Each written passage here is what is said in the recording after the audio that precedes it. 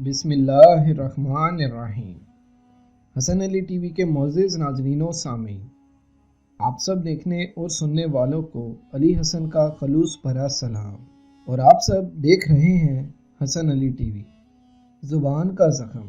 ایک بادشاہ کسی جنگل میں اکیلا جا رہا تھا کہ اچانک اسے شیر نے آ لیا، مگر اتفاق سے کوئی کسان بھی اسی وقت آ نکلا، جس کے ایک ہاتھ میں تو ٹیڑھی ترچھی لکڑی تھی اور دوسرے میں دران تھی۔ شیر بادشاہ پر حملہ کرنے ہی کو تھا کہ کسان نے پھرتی سے ٹیڑھی لکڑی اس کے گلے پر دے ماری اور دوسرے ہاتھ میں درانتی سے شیر کا پیٹ چاک کر دیا۔ شیر کا پیٹ چاک کرنے سے بادشاہ کی جان بچ گئی اور شیر مارا گیا۔ بادشاہ نے کسان کو اس مدد کے صلے میں گاؤں کی نمبرداری کے ساتھ بہت سی زمین بھی عطا فرما دی اور کہا کہ ہر ایک تہوار کے موقع پر ہمارے یہاں دوستوں رشتہ داروں کی جو خاص دعوت ہوتی ہے اس میں تم بھی آیا کرو کہ تم بھی اب میرے سچے دوست ہو۔ تھوڑے دنوں میں بادشاہ کی یہاں دعوت ہوئی تو کسان بھی آیا، مگر اول تو اس کے کپڑے چھوٹے اور موٹے تھے اور دوسرے بادشاہوں کے پاس اٹھنے بیٹھنے کا ادب اور سلیقہ بھی نہ جانتا تھا۔ کسان سے کئی غلطیاں ہوئیں۔ کھانا آیا تو یہ بادشاہ کے ساتھ ہی کھانے کو بیٹھ گیا۔ بادشاہ نے ناراض ہو کر کہا، ارے میاں، تم تو بڑے گوار آدمی ہو، چھوٹے بڑے کی تمیز نہیں کر سکتے، بہتر یہی ہے کہ اسی وقت اٹھ جاؤ۔ کسان شرمندہ ہو کر چلا آیا اور کئی سال تک بادشاہ کے پاس نہ گیا۔ ایک دن بادشاہ گاڑی پر سوار ایک تنگ پل پر جا رہا تھا، مگر ایک طرف سے گاڑی کا پہیہ نکل گیا اور اگر اسی وقت سہارا دے کر اس کی اونچائی دوسرے پہیے کے برابر نہ کر دی جاتی تو ضرور تھا کہ بادشاہ دریا میں گر جاتا۔ اس نے اتفاق کہو یا تقدیر کہ یہی کسان اس وقت بھی وہاں موجود تھا۔ اس نے پہیہ نکلتے ہی گاڑی کو اپنے بازو پر سنبھال کر گرنے سے بچا لیا۔ بادشاہ کسان کی اس دوبارہ خدمت سے اس قدر خوش ہوا کہ اپنے ساتھ لے جا کر کئی دن مہمان رکھا اور چلتے وقت بہت سا انعام دے کر ہمیشہ آنے کی تاکید کر دی۔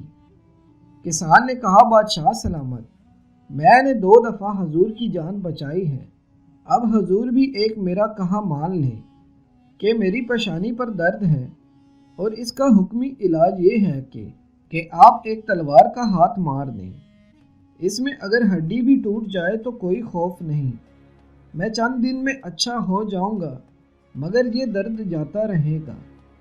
بادشاہ پہلے تو ہرگز مانتا نہ تھا، مگر کسان کے سخت اصرار کرنے اور زور دینے پر آخر اس نے تلوار کا ہاتھ مار ہی دیا اور اس سے کسان کی پیشانی پر 1 انچ گہرا زخم پڑ گیا۔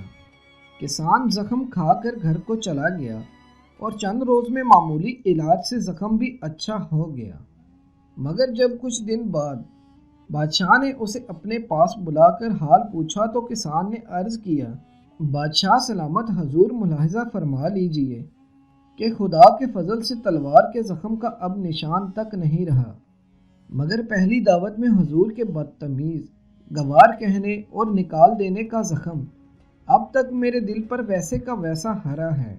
یہ سن کر بادشاہ نے گردن جھکا لی اور کہا، بے شک تم سچے ہو، میں اپنی غلطی سے داناؤں کی اس قول کو بھول گیا تھا کہ تلوار کا زخم بھر جاتا ہے مگر زبان کا نہیں بھرتا۔